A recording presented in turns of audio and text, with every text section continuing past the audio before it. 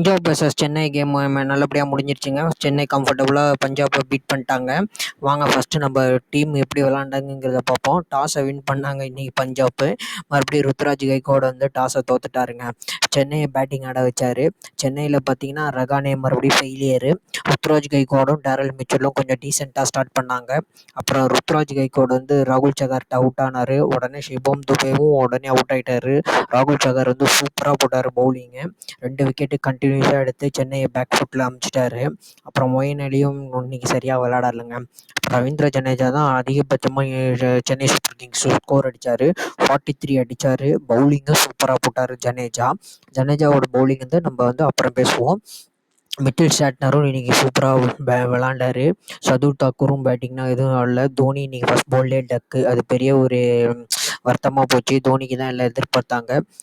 Deshpande, Richardson எல்லாருமே இன்றைக்கி பஞ்சாப் வந்து சென்னை ஆல் அவுட்டே எடுத்துட்டாங்க. 167 அடிச்சிருந்தாங்க. ரொம்ப டவுட்டாக இருந்துச்சு சென்னை ஜெயிக்குமா ஜெயிக்காதான்ட்டு. ஆனால் 167 தான் அடிச்சிருந்தாங்க. ரவீந்திர ஜடேஜா மட்டும்தான் 43 எடுத்து அடிச்சிருந்தாருங்க. அடுத்தது வந்து பார்த்தீங்கன்னா பஞ்சாபில் வந்து சூப்பராக பவுலிங் போட்டிருந்தாங்க. ஹர்தீப் சிங் வந்து 42 ரன்ஸ் கொடுத்துட்டாரு. பஞ்சாபில் வந்து டீசெண்டாக பவுலிங் போட்டது யாருன்னு பார்த்தீங்கன்னா ராகுல் சகார் தான். 4 overs 23 ரன்ஸ் 3 விக்கெட்ஸ். அவர் சூப்பராக பவுலிங் போட்டார். Harshal Patel 4 overs 24 runs 3 wickets. அவங்க 2 பேரும் தான் டீசெண்டாக சூப்பராக பவுலிங் போட்டிருக்காங்க. இந்த வாட்டி மேட்ச் சென்னை காலின்னு தான் நினச்சோம். பட் ஆனால் hats off to Chennai super kings பவுலருங்க. சென்னை சூப்பர் கிங்ஸ் பவுலரை பார்த்தீங்கன்னா இந்தியன் பவுலர்ஸ் தான் ஃபுல்லாக போட்டிருக்கு. பவுலிங் சூப்பராக போட்டிருக்காங்க. வேறு யாருமே பவுலிங் போடலை.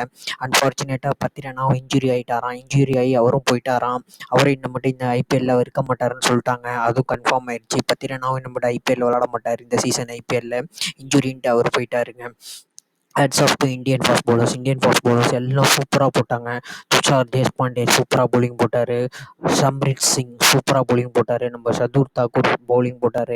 ஆனால் ஃபஸ்ட்டே பவுலிங் ஸ்பின்னரை கொடுத்து மேட்சை கண்டெயின் பண்ணாருங்க. ருத்ராஜ் கைக்கோட வந்து ஸ்பின்னரை கொண்டு வந்தார் மிச்சில் ஸ்டாட்னர் ஃபஸ்ட்டு ஓவரை அப்படியே நிப்பாட்டினாருங்க.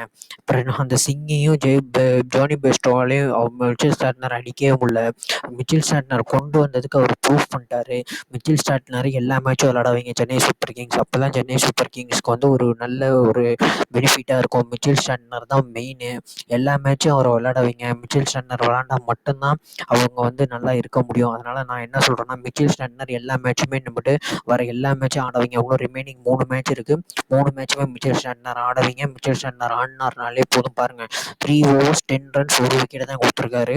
1 விக்கெட் தான் ரன்ஸ் கொடுத்து 1 விக்கெட் எடுத்திருக்காரு. அதுவும் எக்கனாமிக் வந்து 3.3. மிச்சில் ஸ்டாட்னர் தான் சூப்பராக பவுலிங் போட்டிருக்காரு. Hats off. துஷார் தேஷ்பாண்டே ஒரே ஓவரில் 2 விக்கெட் எடுத்துட்டாரு. அதுவும் சூப்பராக. ஜானி பெஸ்ட்டும் எடுத்தார். ரோஸோவும் எடுத்துட்டாரு. சூப்பர். அந்த ரிச்சர்ட் கில்சன் வந்து இன்றைக்கி ரொம்ப ரன் கொடுத்துருந்தாரு. ஃபஸ்ட்டு 2 மேட்சும் போன மாதிரி தான் ஃபஸ்ட் மேட்ச் விளாண்டு நல்லா பவுலிங் போட்டார். பட் ஆனால் இன்றைக்கி வந்து மறுபடியும் எக்ஸ்பென்சிவ் பரவாயில்ல. அவர் போக நல்லா வந்துடுவார். Ravindra Jadeja hats off. சூப்பராக பவுலிங் போட்டார் ரவீந்திர ஜடேஜா. நான் 4 overs 20 ரன்ஸ் 3 விக்கெட்ஸ். அவர் தான் மேன் ஆஃப் தி மேட்சாக வாங்கியிருப்பார். சூப்பராக பவுலிங் போட்டார் ரவீந்திர ஜடேஜாவுக்கு ஹேட்ஸ் ஆஃப். சதுர் தாக்கூர் இன்னும் கொஞ்சம் ஃபஸ்ட் ஓவரில் 10 ரன் கொடுத்துட்டாரு. அவர் கொஞ்சம் எக்ஸ்பென்சிவாக இருக்கார். சதுர் தாக்கூர் வந்து இன்னும் பவுலிங்கை கொஞ்சம் கரெக்ட் பண்ணி நல்லா போட்டார்னா டெப்த் ஓவர்ஸ்க்குலாம் இன்னும் பவுலிங் ஆள் கிடையாது. ஏன்னா பத்திரனாவும் போயிட்டார். எல்லாமே வந்து இந்தியன் பவுலர்ஸ் தான் இன்னும் டெப்த் ஓவர்ஸை நல்லா ப்ராக்டிஸ் பண்ணால் தான் வர மேட்சுங்களுக்கு நல்லாயிருக்கும். இன்னும் வர 3 மேட்சுமே சிஎஸ்கேக்கு வந்து குரூஷியலான மேட்ச்சு. அடுத்த மேட்ச் வந்து ஆர்ஆரை ஃபேஸ் பண்ணுறாங்க சென்னையில். ஆர்ஆர் தான் டேபிள் டாப்பரு. அவங்களையும் பீட் பண்ணணும் சென்னை. அதனால் இன்னும் வர மேட்சஸ்னால் ரொம்ப இம்பார்ட்டன்ட் சென்னைக்கு. சென்னை பாயிண்ட்ஸ் டேபிளில் 3வது இடத்துக்கு போயிட்டாங்க. அதே பெரிய ஹேட்ஸ் ஆஃப் சென்னை சூப்பர் கிங்ஸ்க்கு பாயிண்ட்ஸ் டேபிளில் 3வது இடத்துக்கு போனது. இன்னும் வர மேட்சஸ்னால் ரொம்ப இம்பார்ட்டண்டான மேட்சஸ் சென்னை சூப்பர் கிங்ஸ்க்கு. சென்னை வந்து இன்னும் வந்து டெப்த் ஓவர்ஸை நல்லா கான்சென்ட்ரேட் பண்ணணும். சதுர் தாக்கூரை வச்சுக்கிட்டுனா வேலைக்கே ஆகாது. தேஷ்பாண்டே எக்ஸ்பென்சிவாக இருந்தாலும் 2-3 விக்கெட் எடுத்துடுறாரு தேஷ்பாண்டே. ஆனால் சதுர் தாக்கூர் விக்கெட்டே எடுக்க மாட்டேங்கிறாரு. அந்த சிம்ரித் சிங் அவரை பவுலிங் நல்லா போட வைங்க. அவரும் 3 overs 16 ரன்ஸ் தான் கொடுத்து 2 விக்கெட்ஸ் எடுத்திருக்காரு. அவர் சிம்ரித் சிங் மாதிரியே வேறு ஏதாச்சும் ஒரு பவுலர் ஃபைன் பண்ணுங்கள். அந்த சிம்ரித் சிங் சூப்பராக பவுலிங் போடுறாரு. நான் இம்பேக்ட் பிளேயராக வந்திருக்காரு. சூப்பராக பவுலிங் போடுறாரு. அவரை இன்னும் இன்னும் நல்லா பூம் பண்ணுங்க. எனக்கு கேட்டால் சதுர் தாக்கூர் ஏதோ இன்னைக்கு பேட்டிங்கில் கொஞ்சம் அடிச்சாருங்க. கடைசியில் அவர் பேட்டிங் அடித்ததுனால அந்த ஸ்கோர் வந்துச்சு. அந்த 20 ரன்ஸு 28 ரன்ஸு வித்தியாசத்தில் பஞ்சாப் ஜெயிச்சதுனால. அதனால் சதுர் தாக்கூர் வந்து வச்சு பேட்டிங் ஆடுறாரு. ஆனால் பவுலிங் அவரை நம்பி கொடுக்க முடியாது இன்னமேட்டு வர வர மேட்சஸ்னால். ஏன்னா ரொம்ப குரூஷியலான மேட்சஸ் இன்னமேட்டு சென்னைக்கு எல்லாம். அதனால் வந்து hats off to Ravindra Jadeja. இன்னமேட்டு வர வர மேட்சஸ்க்கெல்லாம் எல்லாம் நல்லா விளாடணும். இன்னமேட்டு தான் மாதிரி குரூஷியலான மேட்ச்சு 3 மேட்ச் இருக்குது. அதில் 2 ஜெயிச்சா சென்னை சூப்பர் கிங்ஸ் குவாலிஃபைட் ஆயிரும். அதுவும் அடுத்த மேட்ச் ராஜஸ்தானை விளாட்றது தான் மெயினான மேட்ச்சு. ராஜஸ்தானை ஜெயிக்குமா என்னன்னு தெரில. பட் ஆனால் ராஜஸ்தானை விளாட்றது தான் சென்னைக்கு வந்து ஒரு மெயினான மேட்சாக இருக்கும். பார்ப்போம் சென்னை சூப்பர் கிங்ஸ் என்ன பண்ண போகிறாங்கன்ட்டு. இப்போதைக்கு ப்ளே ஆஃபில் வந்து அலைவாக இருக்காங்க. பட் ஆனால் மிச்ச மேட்சஸ்னால் வர வர தான் அவங்களுக்கு எப்படி விளாடுவாங்கன்னு தெரியும். இப்போதைக்கு காம்படிஷனில் வந்து சென்னை சூப்பர் கிங்ஸ் வந்து அலைவாக இருக்குது. இன்னமேட்டு வர வர மேட்சஸில் வந்து 3 மேட்சுக்கு 2 ஜெயிக்கணும். அது 6 வந்து ஜெயிச்சிட்டாங்கனாலே போதும், கம்ஃபர்டபுளாக வந்து குவாலிஃபைட் ஆயிரும். ஏன்னா ஜிடியில் ஆர்சிபியில் 2 இதில் 1 அடிச்சிட்டா அவங்க போதும். ஆனால் 6 ஜெயிக்கணும். 6 ஜெயிக்குமா என்னன்னு தெரில சென்னை சூப்பர் கிங்ஸ். ஆனால் 6 ஜெயிச்சே ஆகணும். அது வந்து சென்னையில் நடக்கிறதுனால ஒரு ஹோம் அட்வான்டேஜ் இருக்குது. சிஎஸ்கே பவுலர்ஸ் வந்து இன்னும் இந்தியன் பவுலர்ஸ் நல்லா போடணும். மிச்சில் ஸ்டாண்ட்னர் எல்லா மேட்சும் நம்மகிட்ட விளையாட வைங்க. மிச்சில் ஸ்டாண்ட்னர் விளாண்டாலே சென்னை வந்து ஜெயிக்கும். ஏன்னா அவர் பவுலிங் நல்லா எக்கனாமிக்காக போடுறாரு. ஜடேஜா நல்லா போடுறாரு.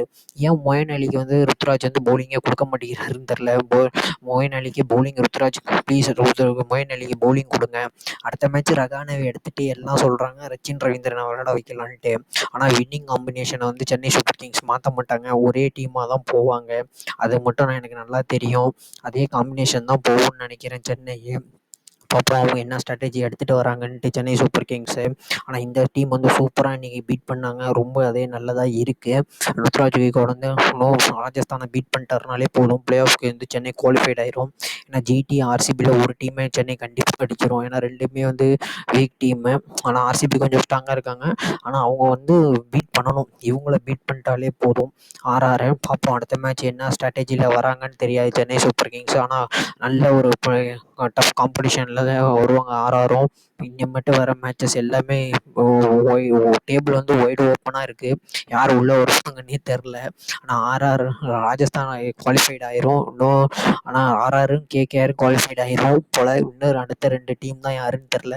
ரொம்ப டேபிள் ஒய்டாக இருக்குது இந்த வாட்டி. பார்ப்போம் இந்த வாட்டி எப்படி ஐபிஎல் போகுதுன்னு தெரில. ப்ளே ஆஃப்க்கு ரொம்ப காம்படிஷன் ஹெவியாக போயிட்டுருக்கு. Top 3 and 4க்கு. டாப் 2 வந்து கேகேஆர் தான் இருக்குன்னு நினைக்கிறேன். ஆனால் எப்படி வேணால் மாறலாம். சென்னை 2 மேட்ச் ஜெயிச்சா கூட டாப் 2 போக சான்ஸ் இருக்குது. கேகேஆர் 2 தோற்றா கூட கீழே வரும், சென்னை மேலே போகும். 3 தோற்றா கூட சென்னை மேலே போகும், கேகேஆர் மேலே போகும். அது எப்படியும் சொல்ல முடியாது. போக தான் என்னோட தெரியும். பார்ப்போம் எப்படி போயிட்டுருக்குன்னு டோர்னமெண்ட்.